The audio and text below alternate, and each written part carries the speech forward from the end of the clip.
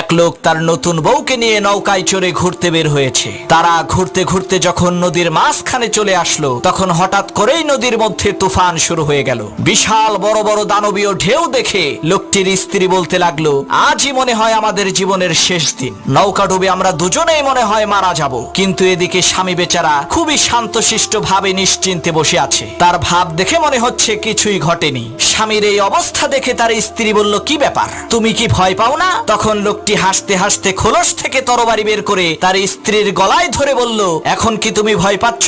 তখন তার স্ত্রী বলল, কি বোকার মতো কথা বলো, ভয় পাবো কেন? তরবারিটা তো তোমার হাতে, আর আমি জানি তুমি আমাকে অনেক ভালোবাসো। তখন সেই লোকটি বলল, ঠিক একই ভাবে এই ঝড় তুফান সবকিছুই আল্লাহর হাতে, আর আমি জানি আমার আল্লাহ আমাদেরকে অনেক ভালোবাসেন। আমার এই তরবারির নিচে তুমি যেমন নিরাপদ, ঠিক একই ভাবে মহান আল্লাহ তাআলার দেওয়া এই ঝড় তুফানের মাঝেও আমরা তেমনি নিরাপদ।